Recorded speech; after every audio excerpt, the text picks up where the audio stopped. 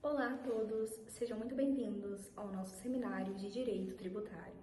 Somos o grupo 6 e hoje vamos falar sobre o tema que está no centro de toda a relação do Estado com a cobrança do crédito tributário e o que os tribunais superiores têm entendido sobre isso. Antes de começar, eu gostaria de apresentar o nosso grupo.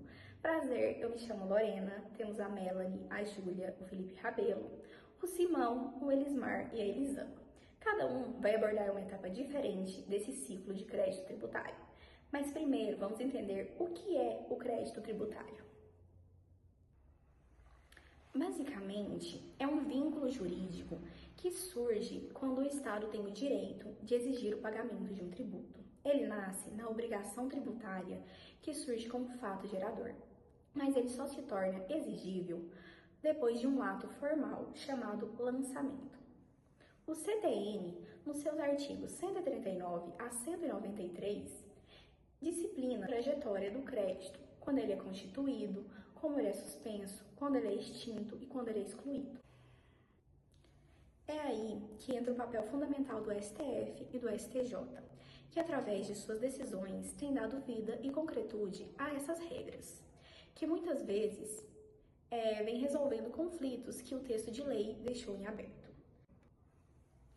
Vamos apresentar os principais julgados desses tribunais, com foco naqueles que têm efeitos vinculantes, porque é exatamente nesses que a jurisprudência se torna norma, impactando milhares de processos em todo o país. Vamos lá?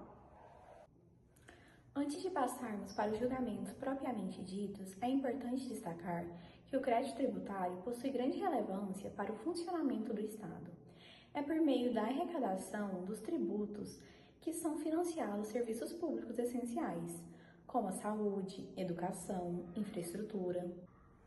Por outro lado, a cobrança dos tributos deve respeitar os direitos e garantias dos contribuintes, observando os princípios constitucionais, da legalidade, do devido processo legal, da ampla defesa e do contraditório.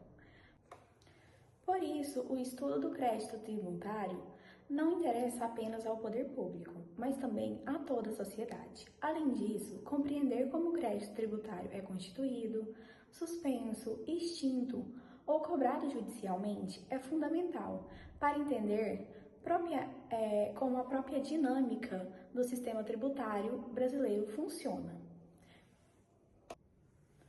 Muitas discussões chegam aos tribunais justamente porque envolvem equilíbrio entre o interesse arrecadatório do Estado e a proteção do direito dos contribuintes. Desta forma, ao analisarmos os entendimentos do STF e do STJ, veremos como a jurisprudência tem contribuído para uniformizar a interpretação das normas tributárias e agora vamos avançar para os temas específicos que serão apresentados pelos demais integrantes do grupo. Boa noite, tudo bem? Eu sou a Júlia e eu vou falar sobre a constituição do crédito tributário e o seu início, o lançamento. O lançamento ele é previsto no artigo 142 do Código Tributário Nacional, um procedimento administrativo. Então, ele vai verificar a ocorrência do fato gerador, vai calcular o tributo e vai identificar o sujeito passivo. Em outras palavras, ele vai verificar a existência do tributo, vai calcular o seu valor devido e vai direcionar ao pagador, né, ao devedor, à pessoa física ou pessoa jurídica que deve esse tributo, né, ou para a União ou para o Estado. Ele vai o tributo ele vai sair do mundo das ideias, né, referente de forma abstrata, e ele vai se transformar em um valor devido, certo, exigível, elegível e tributável, né? E o CTN, nesse mesmo artigo, ele vai prever 3 modalidades referente ao lançamento. O primeiro lançamento é o lançamento de ofício. Esse lançamento de ofício, ele é um lançamento de tributo que ele não vai depender do retorno ou da contribuição ou da ajuda do contribuinte. O que vai acontecer? Esse tributo, ele é feito pela própria autoridade fiscal, porque ele já é vinculado e previsto, né, por legislação de acordo com a aquisição do seu bem. Um exemplo, o IPTU é um tributo que ele é lançado de ofício. A partir do momento que você faz a aquisição de uma propriedade imobiliária, é devido um IPTU sobre ela. Precisamente, mesma coisa para carros, IPVA. A partir do momento que você tem um carro, um veículo automotor, que ele tem menos de 10 anos de fabricação, o IPVA anual, ele é devido. Então, esse tipo de lançamento é chamado de lançamento de ofício. O segundo lançamento é o lançamento de declaração, onde o contribuinte ele vai prestar informações e o FIS vai lançar com base nelas. Ou seja, apesar da identificação, tem a declaração. Você pode declarar que você tem alguns tipos de impostos devidos ou bens para a fisco fazer o cálculo do imposto. O terceiro é o lançamento por homologação, em que o próprio contribuinte ele vai fazer o cálculo do tributo e vai antecipar o pagamento e mandar, para fiscalização verificar se o tributo é devido, se o tributo é correto ou se tem algum tipo de restituição sobre esse tributo. Um grande exemplo sobre isso é o imposto de renda. Um imposto de renda onde você tem uma renda onde é previamente calculado um tributo, calculado um valor sobre essa renda e ela é devida, é necessário a declaração dessa mesma. Então, você vai ter que fazer uma homologação do seu débito tributário e encaminhar para a Receita. Uma vez a Receita vai fazer a verificação do que foi declarado, do que foi encaminhado para ela e vai falar quanto que é devido, se tem algum valor excedente, se tem algum valor faltante. Então, nesse lançamento, o STJ fez uma das maiores súmulas tributárias e a mais relevante, que é a 436, que ela diz que a declaração já reconhece o crédito tributário, essa homologação.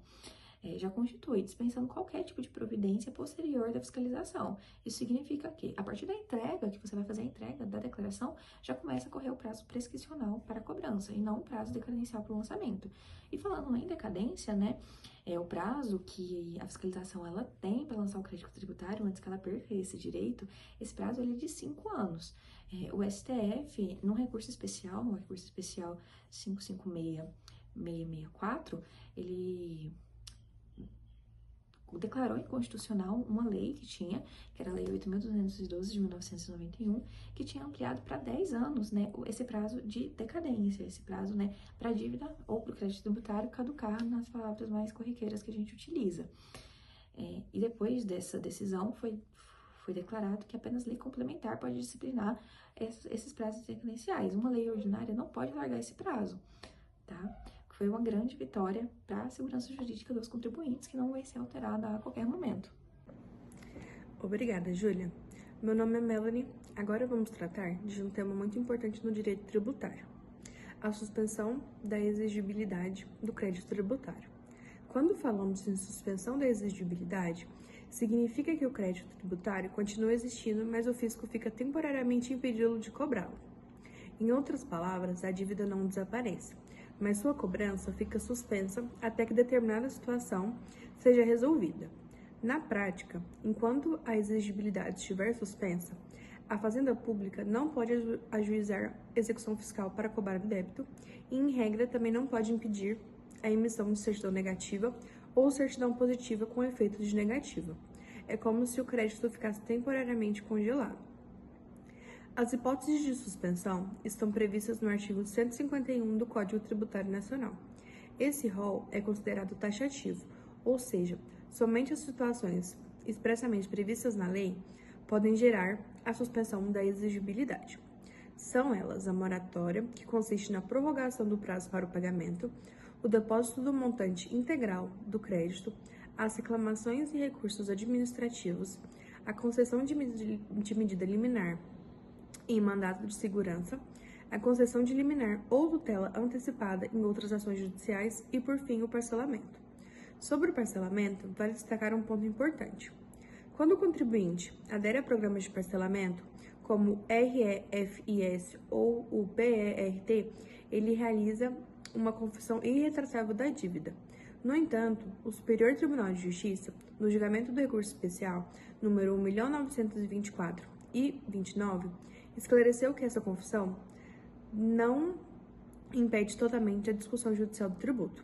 Contudo, para questionar a cobrança em juízo, o contribuinte deve primeiro desistir do parcelamento. Portanto, não é possível manter o parcelamento e, ao mesmo tempo, contestar judicialmente a existência da dívida. Outro aspecto relevante envolve o depósito do montante integral. De acordo com a súmula número 112 do STJ, a suspensão da exigibilidade somente ocorre quando o depósito é realizado de forma integral e em dinheiro. Instrumentos como fiança bancária e seguro-garantia não produzem esse efeito. Eles podem servir para garantir uma execução fiscal, mas não para suspender a exigibilidade do tributo, do crédito tributário.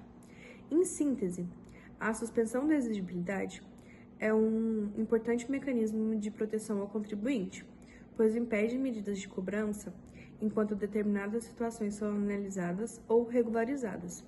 Entretanto, sua aplicação depende do cumprimento rigoroso das hipóteses previstas em lei e a jurisprudência do STJ adota uma interpretação bastante restritiva sobre o assunto. Muito obrigada. Dando continuidade à nossa apresentação, irei dizer sobre a extinção, o que seria, que é onde a suspensão apenas paralisa temporariamente o crédito. A extinção o elimina definitivamente. Segundo o artigo 156 do CTN, prevê diversas formas de extinção, sendo que o pagamento é a mais comum, tendo compensação, remissão, a transação e a conversão de depósito em renda. A decisão judicial é irrecorrível e muito importante, a prescrição e a decadência. A prescrição tributária tem prazo de 5 anos contados da constituição definitiva do crédito, conforme o artigo 174 do CTN. Mas atenção, a prescrição não corre de qualquer data. Ela conta da constituição definitiva. Se houver parcelamento, o recurso administrativo ou via depósito, o prazo fica suspenso e se retomou o curso após a edição dessas causas. Um tema que gerou uma grande controvérsia, que seria aonde teve o pacificado pelo STJ, que é a prescrição intercorrente na execução fiscal. Imagina uma execução fiscal que fica anos e anos parada porque o fisco não consegue vir localizar o devedor ou os seus bens. O devedor ficava à mercê de uma espada, vamos dizer, de Damócles que nunca caía. O STJ, ao julgar o RESP número 1.340.553 em recurso repetitivo, pôs fim a essa situação. Fixou que o prazo de prescrição intercorrente começa automaticamente quando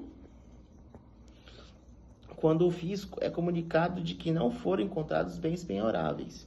Após 1 ano de suspensão, inicia-se o prazo prescricional de 5 anos, se nesse período não houver nenhum ato de constituição, penhora, bloqueio, citação, o crédito se extingue pela prescrição intercorrente e o juiz pode reconhecê-la até de ofício.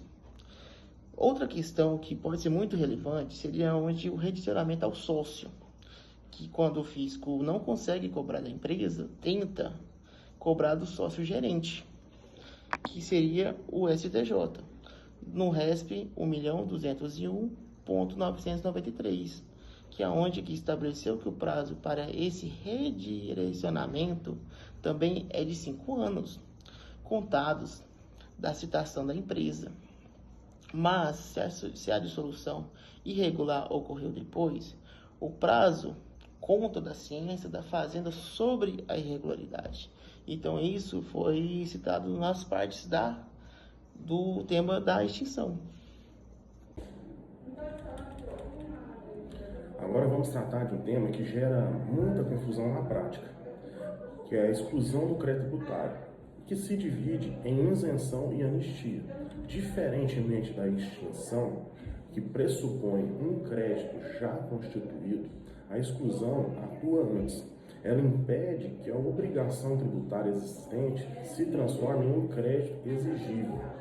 É como se o Estado dissesse assim: você teria que pagar, mas eu estou dispensando você. A isenção exclui o tributo em si. Ela dispensa o pagamento do tributo principal. Já a anistia exclui a penalidade.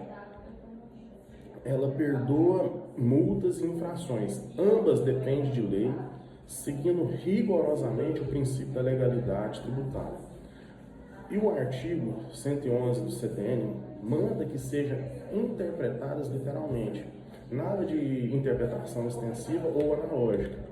O ponto mais sensível da matéria de isenção é a chamada isenção onerosa. É aquela concedida no prazo certo em troca de alguma contrapartida do contribuinte. Como o investimento em determinada região alguns exemplos aqui, né? Investimentos em determinada região, geração de empregos, etc. O STF, no julgamento do RE 599/658, com repercussão geral, afirmou que a isenção onerosa não pode ser revogada antes do prazo. Isso viola o direito adquirido pelo artigo 5º, no seu inciso 36 da Constituição Federal. Já a isenção incondicional é por prazo indeterminado. Pode ser revogada a qualquer momento, mas observando a anterioridade tributária. Se houver retorno à tributação,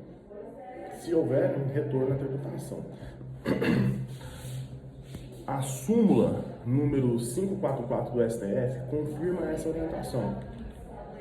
Por fim, a questão de isenção heteronômica, a União isentando o tributo de competência dos estados ou municípios, em regra, isso é vedado pela Constituição Federal no artigo 151, inciso 3º.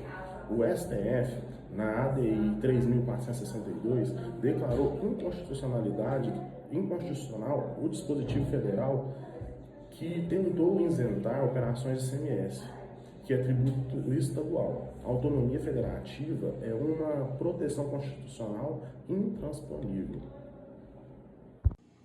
Chegamos à parte mais prática do ciclo do crédito tributário, a cobrança. Quando o contribuinte não paga voluntariamente, o fisco tem que ir a juízo. Esse processo se chama execução fiscal, regulado pela Lei nº 6.830 de 1980. O título que embasa a execução é a certidão da dívida ativa, a famosa CDA. Ela goza de presunção relativa de certeza e liquidez, ou seja, presume-se que o valor cobrado é correto, mas o contribuinte pode contestar essa presunção com prova em contrário. Um ponto muito importante é que a CDA não pode ser simplesmente trocada para mudar quem está sendo cobrado. A súmula número 392 do STJ é clara. É vedada a substituição da CDA quando isso implica alterar o sujeito passivo da execução.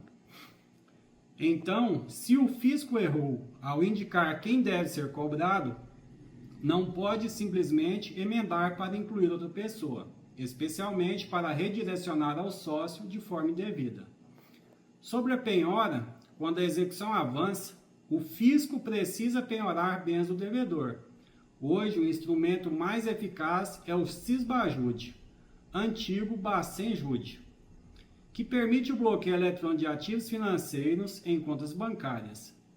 A súmula número 568 do STJ consagrou a prioridade da penhora online.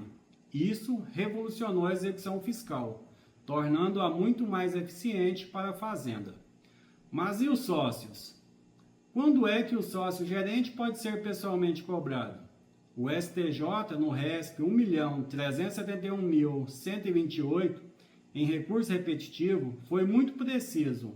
O mero inadimplemento tributário da empresa não autoriza o redirecionamento ao sócio. É necessário que o sócio gerente tenha agido com excesso de poderes ou com infração à lei, nos termos do artigo 135, inciso 3, do CTN, Código Tributário Nacional.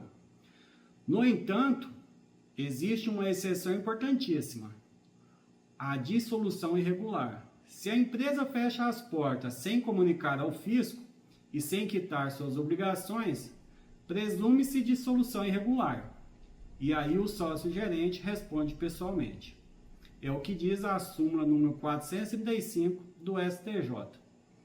Por fim, a exceção de pré-executividade é um mecanismo que permite ao executado levantar questões de ordem pública, como a prescrição, sem precisar garantir o juízo previamente.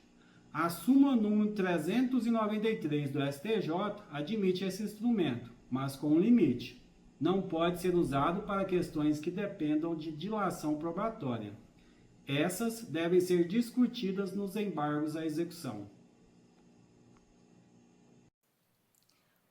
Olá, nós estamos chegando agora ao final do nosso seminário E como nós podemos ver, a partir da apresentação dos demais colegas, o crédito tributário, ele percorre um longo e complexo caminho. Esse caminho, ele começa com a instituição formal, através do lançamento. Posteriormente, ele passa por fases dinâmicas de suspensão e exigibilidade e extinção e exclusão, que foram as questões que foram trazidas pelo Simão e pelo Felipe Rabelo. E quando há necessidade, quando é necessário, pode também ocorrer a cobrança judicial por meio da execução fiscal, que foi algo que o Elismar trouxe para a nossa apresentação. O que ficou evidente em cada uma dessas etapas é que é fundamental a atuação do Supremo Tribunal Federal e do Superior Tribunal de Justiça, no sentido de balizar a relação que se estabelece entre fisco e contribuinte.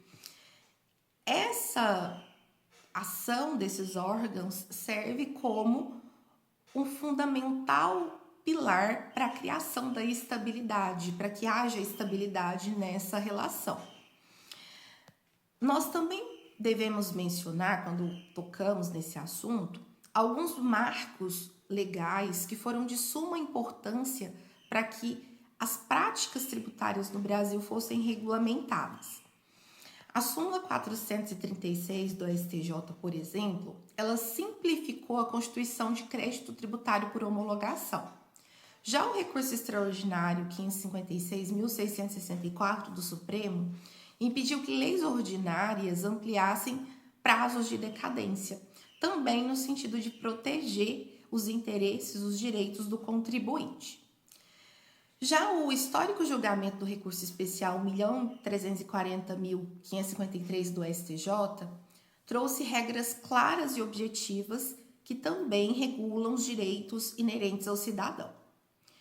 Por trás de cada um desses acórdãos, de cada um desses julgados, o que os tribunais superiores buscam, em última análise, é justamente a questão do equilíbrio. De um lado, é necessário preservar a eficiência arrecadatória do Estado, até porque é por intermédio delas que a sociedade se desenvolve, que criam-se políticas públicas, mas é claro, sem que hajam excessos entre a relação que é estabelecida entre o fisco e os contribuintes. A segurança jurídica, é necessário ressaltar que ela não é um conceito abstrato.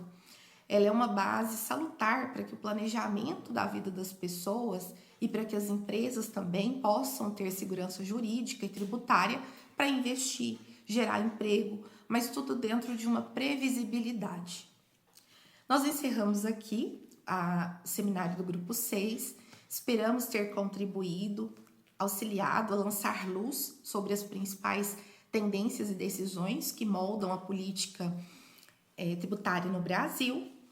E agradecemos a todos pela atenção e nos colocamos à disposição do professor e de todos os colegas para sanar possíveis dúvidas. Obrigada.